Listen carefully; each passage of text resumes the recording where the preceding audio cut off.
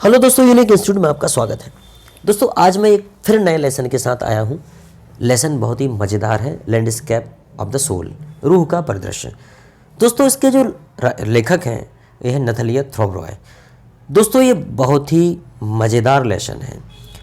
दोस्तों कुछ मेरे मित्रों ने कहा था कि सर आप बहुत जल्दी जल्दी बोलते हैं, थोड़ा सा धीरे बोलने की कोशिश करें। दोस्तों मैं थोड़ा सा स्लो बोलने की कोशिश करता हूँ।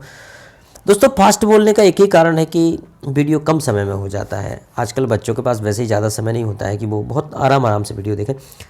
दोस्तों जैसा कि जो मैंने लेसन पढ़ा है उसमें बताया गया है कि किस प्रकार से जो पेंटर होता है वो अपनी कला में जान डाल देता है। वो किस प्रकार से कुछ जो पेंटिंग्स होती हैं वो वास्तविकता के नज़दीक होती हैं और कुछ पेंटिंग्स जो होती हैं वो काल्पनिक भी होती हैं। और कुछ पेंटिंग्स तो इतनी ज़्यादा महत्वपूर्ण हो जाती हैं, आप कहानी में आगे पढ़ेंगे कि पेंटर को ये डर होता है, जैसे कि एक ड्रैगन की कहानी आएगी कि वो ड्रैगन की आंखें इसलिए नहीं बनाता कि कहीं ड्रैगन भाग ना जाए। दोस्तों कला का जुड़ाव आदमी की आत्मा से होता है। तो ये जो डिस्क्लेमर है दोस्तों, ये मैंने इस लेसन से संबंधित दिया। थोड़ा सा और इसकी समरी के बारे में थोड़ा सा डिस्कस कर लेते हैं। दोस्तों कहानी पश्चिमी और पूर्वी देशों में कलाकारों की सुंदरता और इच्छाओं की अलग अलग भावनाओं को उजागर करती है। पश्चिमी आँख मतलब पश्चिम के लोग, पश्चिमी आँख दोस्तों सटीक रूप से जीवन के शारीरिक रूप से देखने के लिए तरसते हैं।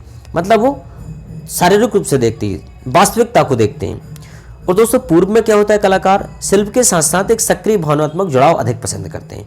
दोस्तों वो चाहते हैं पूर्वी लोग कि उनकी कला जो भावनात्मक जुड़ाव होना चाहिए उनकी कला के साथ। वे चाहते हैं कि दर्शक काम में अपना रास्ता खोजें, कलाकृति की प्रशंसा और विश्लेषण करने के लिए विभिन्न दृष्टिकोण खोजें। मतलब किस प्रकार से अलग अलग तरीके से आप उनकी कलाओं को प्रमोट कर सकते हैं, उनको अप्रिशिएट कर सकते हैं। उनके लिए यह मूल चीज़ की एक कार्बन कॉपी से अधिक नहीं होती दोस्तों, वो है इसको कार्बन कॉपी को भी वास्तविक ही मानते हैं। कल्पना, विश्वास और भावनात्मक गहराई की अधिक शक्तियाँ शामिल होती हैं। इसलिए वो चाहते हैं कि उनकी जो लेख हैं, उनकी जो पेंटिंग्स हैं, उनकी तारीफ की जाए। वे अपने काम में आध्यात्मिकता की गहरी भावना पैदा करते हैं, जो इसे जितना दिखता है उससे अधिक वास्तविक बनाता है। लेखक ने अपनी बात को साबित करने के लिए कुछ कहानियों का उल्लेख किया दोस्तों।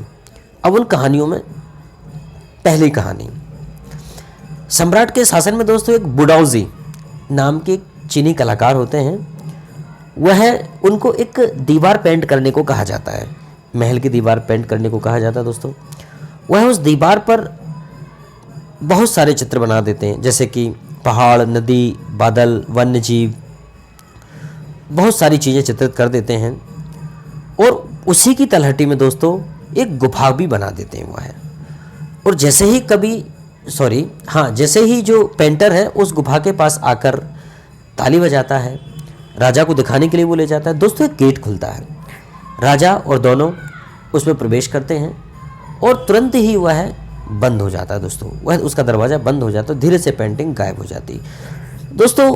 उसके बाद ना तो फिर कभी वो पेंटिंग दिखाई देती है, ना ही वो पेंटर। बाद में ये वहाँ की एक किंवदंती बन गई। किंवदंती मतलब एक प्रकार की एक कथा टाइप से बन गई वहाँ पे। इसका वास्तविकता से कोई लेना देना नहीं है, अब क्या हुआ क्या नहीं हुआ, जैसा उन्होंने इसमें लिखा है। अगला है दोस्तों, दूसरी कहानी में चित्रकार के बारे में बताती है जो रहस्य और कला के आध्यात्मिक जादू में विश्वास करता है।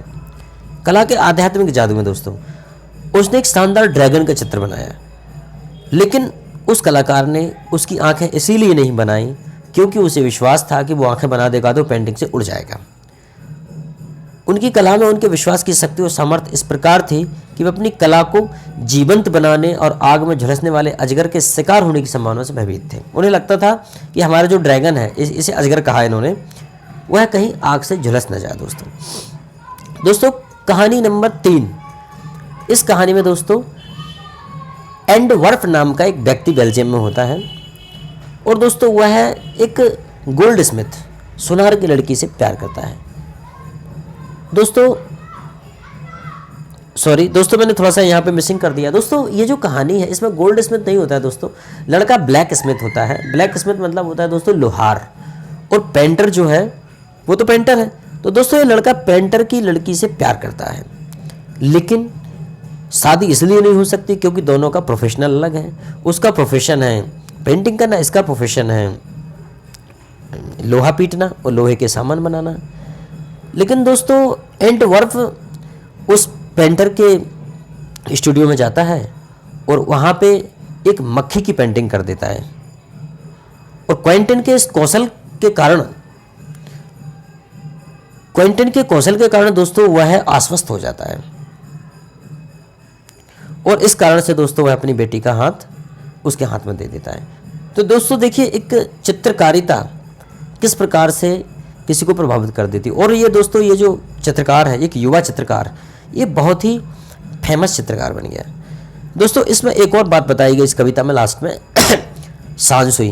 दोस्तों ये क्वेश्चन बहुत ही इंपॉर्टेंट है। सांसुई चीनी अवधारणा के अनुसार दोस्तों सांसुई का मतलब होता है पहाड़ और नदी।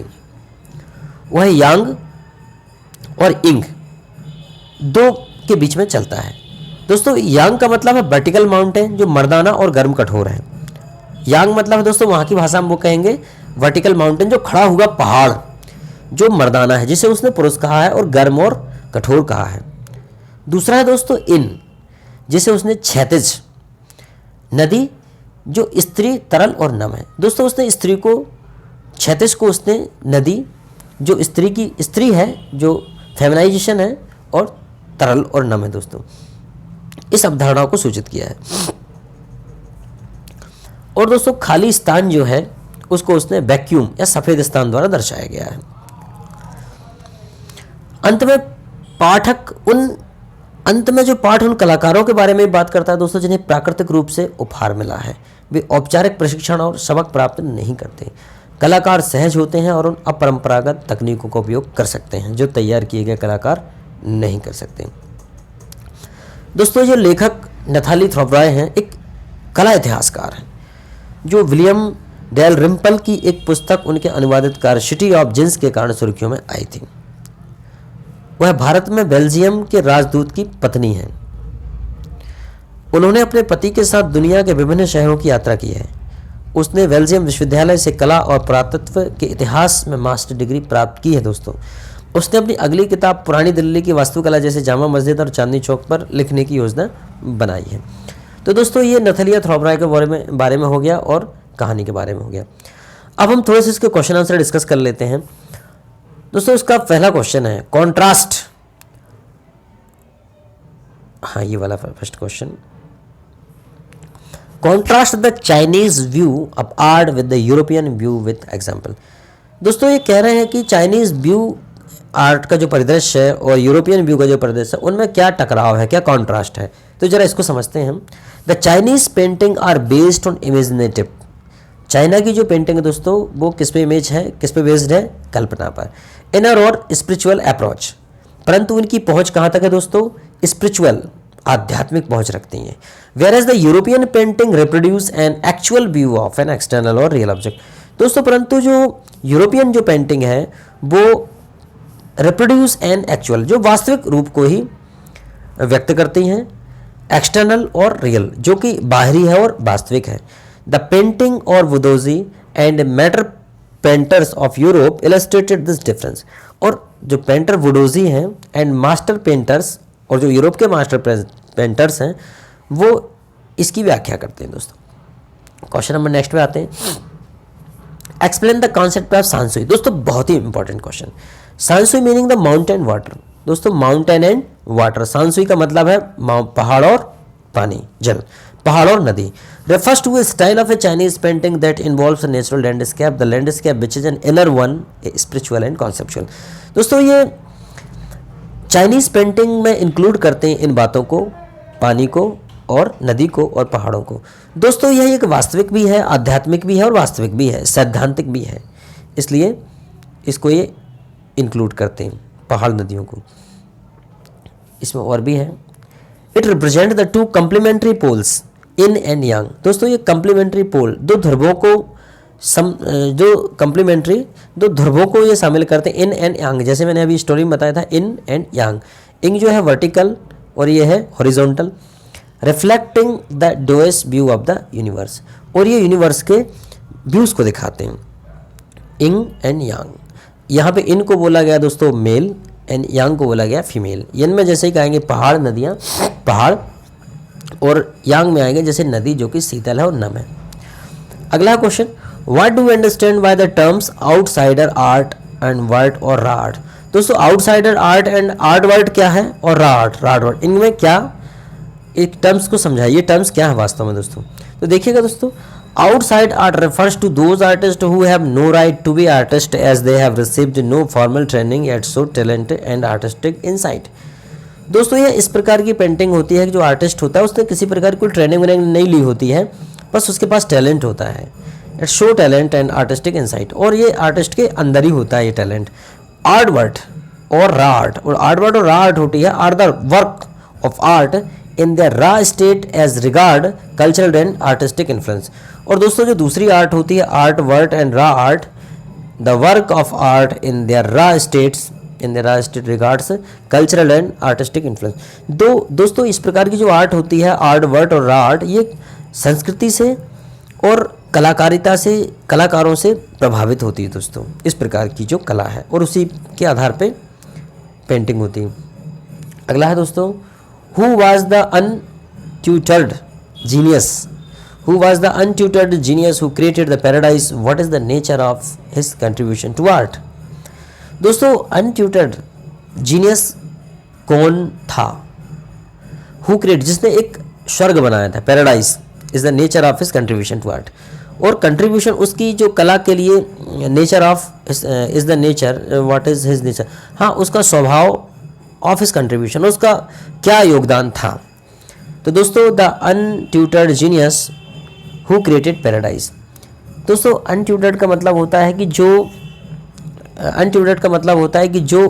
ख्यातिप्रद नहीं होता। क्या मतलब, जो कहना चाहिए कि जो पहले से ट्रेंड नहीं होता है, जैसे हम क्या बोलते हैं, जैसे जो पीढ़ी बाई पीढ़ी चलता है वो नहीं है ये, उसे शुद्ध हिंदी में क्या बोलेंगे आप उसका वर्ड खोज लेना। इसका आंसर देखते हैं। The untutored genius who created paradise was Nekchand. दोस्तों एक नेकचंद नाम के व्यक्ति हैं, 80-year-old creator director who made the world famous rock garden Chandigarh. दोस्तों उन्होंने पत्थर का जो रॉक गार्डन है, फेमस रॉक गार्डन उन्होंने चंडीगढ़ में बनाया है। His art was an outsider art in which he sculpted with stone and recycled materials. दोस्तों इनकी जो आर्ट है वो आउटसाइडर, बाहरी आर्ट है, इनकी बाहरी आर्ट है। इन्होंने पत्थर को स्टोन एंड रिसाइकल्ड, उन्होंने पत्थरों को तराशा, मटेरियल को रिसाइकिल किया, उन्होंने उसको पुनः उपयोग में लेने लायक बनाया। He used anything and everything. दोस्तों उन्होंने कुछ भी और सब कुछ यूज़ किया। To form a artistic pieces from a tin to a sink. दोस्तों उन्होंने कला के हिस्से बनाने के लिए उन्होंने टिन टू ए सिंक और सिंक तक को यूज़ कर डाला। And even a broken down car. दोस्तों यहाँ तक उन्हें बिगड़ी कार तक को उपयोग में ले लिया।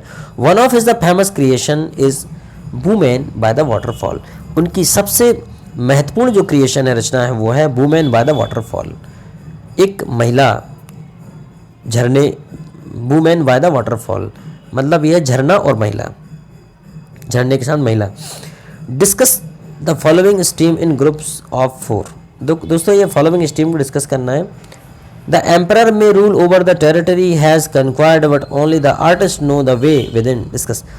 दोस्तों एम्परर मतलब होता है राजा, राजा रूल कर सकता है, किसी राज्य पर राजा शासन कर सकता है। टेरिटरी, ही हैज़ कन्क्वायर्ड, वह जीत चुका है, वह जीता हुआ है, हरा चुका है कई राजाओं। But only the artist know the way with इन, परंतु आर्टिस्ट ये दोनों रास्ते जानता है। अब देखते हैं कैसे।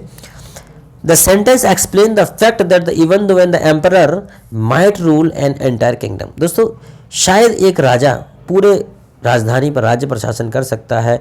And have power over his conquered territory, और उनको हराने की, दूसरी टेरिटरी को हराने की पावर भी उसके पास है। Only an artist would be able to go beyond, परंतु जो आर्टिस्ट है दोस्तों वो इसके परे जा सकता है। एंड मटेरियल अपीयरेंस, जो भौतिकवादी चीज़ें हैं उनसे वो उनके पार जा सकता है। He knows both the path and the method of the mysterious work of the universe. दोस्तों वो दोनों रास्ते जानता है, दोनों रास्ते जानता है। मिस्टीरियस मतलब होता है रहस्यमयी काम, रहस्यमयी, वह दुनिया के रहस्यमयी कामों को करना जानता है।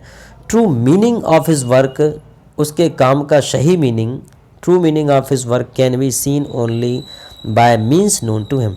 दोस्तों उसके सही अर्थों, उसके काम के, उसके द ट्रू मीनिंग ऑफ उसके काम का सही अर्थ उसे ही देखकर अंदाज़ा लगाया जा सकता है, उसके जैसा फील करके अंदाज़ा लगाया जा सकता है, उसे समझ कर ही अंदाज़ा लगाया जा सकता है।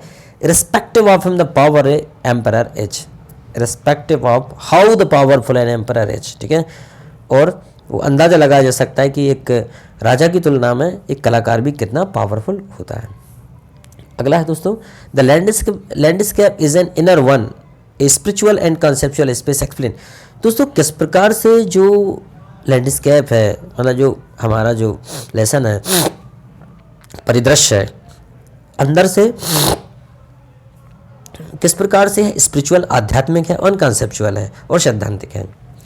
This phrase explain the Chinese art from the where a Chinese painter wants you to enter his mind rather than borrow his eyes. दोस्तों कह रहे हैं कि चाइनीज़ जो कलाकार हैं, the phrase explain the Chinese art from where a Chinese painter wants you to enter his mind. वो कहते हैं कि Chinese painter wants you to, आपसे चाहते हैं कि आप उनके, the painter wants you to enter his mind rather than borrow his eyes. वो अपनी आँखों के बजाय वो आपके दिमाग में आने की बात कहता है। This is a physical as well as mental participation. ये भौतिक भी है और मेंटल भी है और मानसिक हिस्सेदारी भी है कि आप उसे उसकी पेंटर की आंखों से देखें। It is a landscape created, मतलब आप उसके अपने पेंटर के मन में समा जाएं और उस एंगल से देखें आप। It is a landscape created by the artist of the travel up and down. और जो लैंडस्केप क्रिएटेड किया जाता है बाय द आर्टिस्ट, ट्रेवल जो ऊपर नीचे आप इसे कर सकते हैं, एंड बैक अगेन, और उसे वापस जा सकते हैं। मतलब आप उस पर कहीं से भी ऊपर नीचे जा सकते हो, उसे देख सकते थ्रू द व्यूअर्स आइज। आप अपनी आंखों से कैसे भी उसे कहीं से भी देख सकते हैं। The landscape is not real and can be reached from any point. Landscape जो परिदृश्य वो रियल नहीं है, परंतु उसमें कहीं से भी किसी भी बिंदु पर पहुंचा जा सकता है। दोस्तों ये कह रहे हैं कि उनकी जो पेंटिंग है वो काफ़ी सरल है और आप इसमें कहीं से भी उसे पूरा समझ सकते हैं। इसके लिए आपको ज़्यादा एफर्ट लगाने की ज़रूरत नहीं है। Find out the correlates of in and Yang in other culture. In and यांग को समझाइए दोस्तों, इन और यांग ये क्या चीज़ है। Indian culture less stress on nature and God. Indian culture जो है दोस्तों, stress nature and God, Indian culture जो है, भारतीय कल्चर है, वो इस पर बल देता है, भगवान और प्रकृति पर। दोस्तों नेचर इज द इन, इसके हिसाब से nature is the yin, nature yin है और फीमेल पार्ट, या तो इन कहिएगा या फीमेल पार्ट है। Where is the god the creator, और जहाँ जबकि भगवान क्या है दोस्तों, बनाने वाला है, सृजन करता है, creator is the male part, और भगवान क्या है दोस्तों, यहाँ पे क्रिएटर है, बनाने वाला है, जिसे हम नर कहते हैं। यांग दिस, ठीक है, यांग। तो दोस्तों इन्होंने कहा यहाँ पे कि जो यहाँ पे इन, चाइनीज़ इन कहते हैं, तो हम उसे कहते हैं इन, हमारे हिसाब से फीमेल पार्ट है भारतीय हिसाब से, और यहाँ पे जो गॉड है दोस्तों वो मेल पार्ट है, जिसे हम कह रहे हैं यान। तो ये दो बातें हो गई यहाँ पे, इन एंड यान, इन और yang. This concept is also known as maya और ब्रह्मा। दोस्तों इसको हम माया और ब्रह्मा कहते हैं भारत में। भारत के हिसाब से इसे हम कहेंगे माया, मतलब इसे हम कहेंगे फीमेल पार्ट, और ब्रह्मा इसे हम कहेंगे दोस्तों मेल पार्ट। और यहाँ पे चाइनीज़ कह रहे हैं इन और यांग, क्योंकि हम लोग यहाँ पे दो चीज़ों में विश्वास करते हैं दोस्तों। ये देखिएगा, हम मानते हैं प्रकृति और भगवान, हम दो चीज़ों को मानते हैं, नेचर एंड गॉड। तो हम कह रहे हैं कि नेचर फीमेल है और गॉड क्या दोस्तों, मेल है। उसके बाद देखते हैं कॉम्बिनेशन ऑफ टू, दोनों का combination of creates the whole world, का दोनों का कॉम्बिनेशन एक होल वर्ल्ड को क्रिएट करता है। All its object and also it's inhabitants, यहाँ की सारी वस्तुएं और यहाँ के सारे रहवासियों के लिए ये बनाते हैं। उसके बाद है दोस्तों next question, what is the language spoken in Flanders. What is the language spoken in Flanders. तो फ्लैंडर्स द्वारा कौन सी स्पोकन जो लैंग्वेज बोली जाती है दोस्तों, Flanders is a region in Belgium. जो दोस्तों फ्लैंडर्स होते हैं, वो फ्लैंडर्स हैं, वो बेल्जियम के हैं। The language spoken there is French, और उनके द्वारा दोस्तों फ्रेंच बोली जाती है। ठीक है दोस्तों। तो दोस्तों आपको वीडियो कैसा लगा, अगर वीडियो का कुछ पार्ट समझ में ना आया हो तो मुझे बताइएगा, और अच्छी लगी हो तो कमेंट्स करके बताइएगा। Thank you very much.